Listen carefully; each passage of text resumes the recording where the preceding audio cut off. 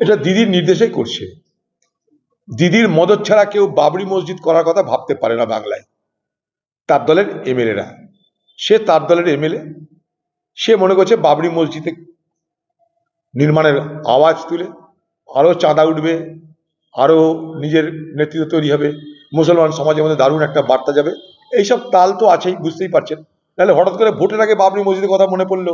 এতদিন বাবরি মসজিদ নিয়ে কারো কোনো মাথা ব্যথা হয়নি, এগুলো সবাই সবকিছু বুঝছে। কিন্তু বাংলার মুখ্যমন্ত্রী মমতা ব্যানার্জি, যিনি আমাকে হারানোর জন্য সেই এমএলএকে দাঙ্গাই ব্যবহার করলেন, দাঙ্গা লাগালেন, হিন্দু মুসলমান বিভাজনের রাজনীতি করালেন, সেদিনও দিদি কখন তার বিরোধিতা করেনি, নিন্দা করে। যখন সে বলছে 70% মুসলমান, 30% হিন্দু মুর্শিদাবাদে, আমরা মনে করলে সব হিন্দুকে মেরে গঙ্গায় ভাসিয়ে দিতে পারি, সেই ক্যাসেট, সেই বক্তব্য দিচ্ছে গে তৃণমূল দলের এমএলএ, যে এখন বাবরি মসজিদ করতে চাইছে। আবার সেই ভিডিও দিদির দলের লোকেদের মাধ্যমে, দিদির দলের এজেন্টরা হিন্দু গ্রামে গ্রামে ছড়িয়ে দিচ্ছে, যাতে হিন্দুদের ভোটটা বিজেপির দিকে যায়। তারা সেখানে বলছে হিন্দুরা এখন বিজেপিকে ভোট দেন, কারণ তারা জানে হিন্দুরা বিজেপি তৃণমূলকে ভোট দেবে না, তাই কংগ্রেসকে ভোট না দিয়ে বিজেপিকে ভোট দেন, কমসে কম অধীর চৌধুরী হারুক। এই ছিল গল্প। সেদিন নির্বাচন কমিশন সেদিনকে এটার উপরে আপত্তি তুলেছিল, নিন্দা করেছিল এই ধরনের মন্তব্য এবং এই ধরনের ঘটনার জন্য। বাংলার মুখ্যমন্ত্রী কিন্তু না বিরোধিতা করেছে, না নিন্দা করেছে, না এটাকে অসমর্থন করেছে। আজকেও যখন সেই ব্যক্তি, একই ব্যক্তি বাবরি মসজিদ করার কথা বলছে, তখন সেই দিদি চুপ করে আছে, তার মুখ দিয়ে কোনো আওয়াজ বেরোচ্ছে না, অর্থাৎ তার পরোক্ষ সম্মতি আছে। সে তার ভাই দেখে বলছে আমি মহাকাল করছি, আমি জগন্নাথ মন্দির করছি, আমি দুর্গাঙ্গন করছি, এবার মুসলমানদের জন্য কিছু কর, লে একটা বাবরি মসজিদের গঠন নির্মাণ করার গল্প বলে দাও। তার জন্য দিদি চুপ করে আছে।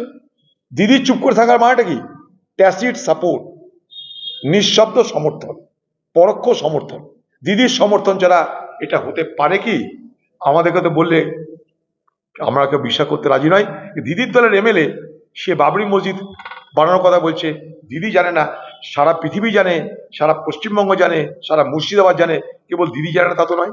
দিদির সমর্থন তো অবশ্যই আছে। একদিকে দিদি বাবরি মসজিদের সমর্থন করছে, আরেকদিকে ওয়াকফ সম্পত্তির বিরোধিতা না করে সরকারের সব দাবি মেনে নিচ্ছে। পশ্চিমবঙ্গে এই ওয়াকফ আইন যেটা দিদি মেনে নিল, তার পরিণামে হাজার হাজার সম্পত্তি কিন্তু বেদখল হবে হবে হবে, আমি লিখে দিলাম।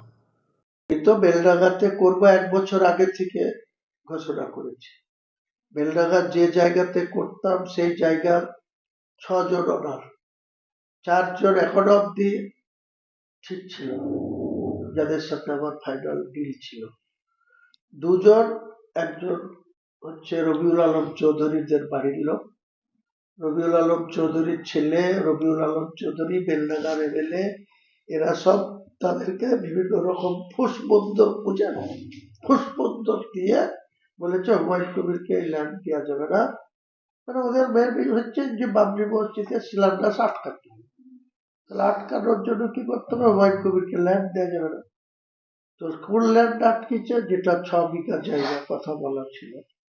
তো কদিন আগে তারা নিজেরা মিডিয়া লিজিয়ে, নিজেরাই কর্পোরেটের দিয়ে বেড়া দিয়ে বলেছে ল্যান্ড দেবো না। তার মানে আর হুমায়ুন কবির আর বেলডাঙ্গাতে ল্যান্ড নাই, শুধু ওদেরই বাপের 6 বিঘে জায়গা ছিল, আর তো কারো জায়গা নাই।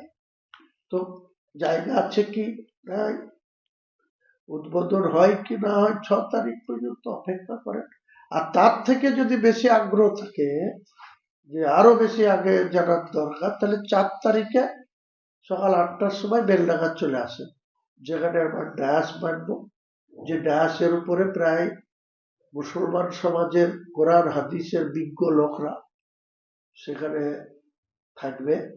সেই বিজ্ঞ লোকরা কোরআন তেলাওয়াত করবে।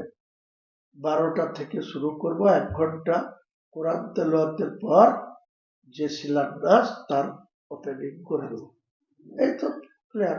অন্য কোথাও কি আর পরিকল্পনা নিচ্ছেন? হ্যাঁ, আর অন্য কোথাও অন্য একটা সাবডিভিশন? প্রস্তাব এসেছে যে তারা জায়গার সমস্যালি শুনেছে যে বেলডাঙ্গায় জায়গা মিলছে না বা জায়গা দিচ্ছে না, তার জন্য আমি মানে উদ্বিগ্ন আছি বা চিন্তায় আছি। তারা নিজেরা আমার সঙ্গে যোগাযোগ করেছে।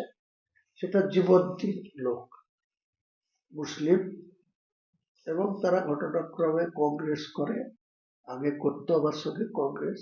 এখনো মধ্যেখানে তৃণমূলে ঢুকেছিল, আবার তৃণমূলের দুর্ব্যবহারে আবার কংগ্রেসের দিকে গেছে। তারা আমার কাছে অ্যাপ্রোচ করেছে, টেলিফোনে ডাইরেক্ট বলেছে আপনাকে আসতে হবে, আমাদের জায়গাটা দেখতে হবে, আপনি দাম দর নিয়ে কোনো সমস্যা নাই, আপনাকে জায়গাটা দেয়া হবে, আপনাকে এখানে একটা মসজিদ বানাতে হবে।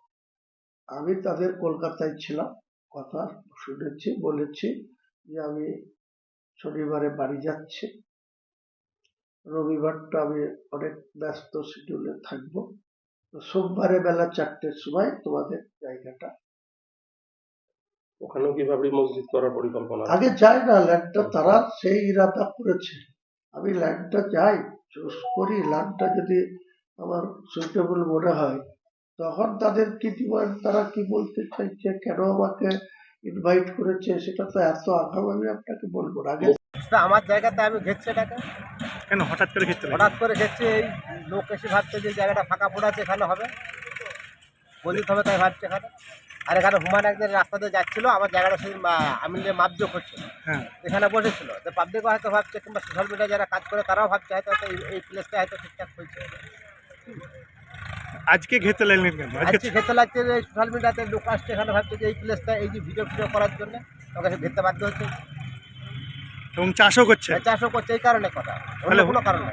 তা হুমায়ুন কবির তো জায়গাটা কিনেছিল না কিনে? না, হলো যে বলছিল যে এখানে এসে স্পটে তো একদিন এসেছিল। তো ওর তো এই মিরাক্কেল করে কাজ, চিটারগিরি করে কাজ। তো আপনাদের মাধ্যমে বলছি, এখানে যে দোকান মসজিদ বা মাদ্রাসায় যতগুলো ওয়াদা করছে, কটা ওয়াদায় টাকা দিচ্ছে ওকে জিজ্ঞেস করুন তো, জিজ্ঞেস করুন। ও বাবরি মসজিদ দিয়ে যে মুসলিমদেরকে এভাবে খেলা ছিনিমেরি খেলছে এভাবে, তাহলে ওর যদি মুসলিমদের প্রতি এতই দরদ, তাহলে ওই 70% আর 30% কথা বলে যে মুসলিমরা আজকে অন্য রাজ্যে যে মার খাচ্ছে, সে খোঁজগুলা নিচ্ছে একবারও, তাদের পাশে দাঁড়িয়েছেও।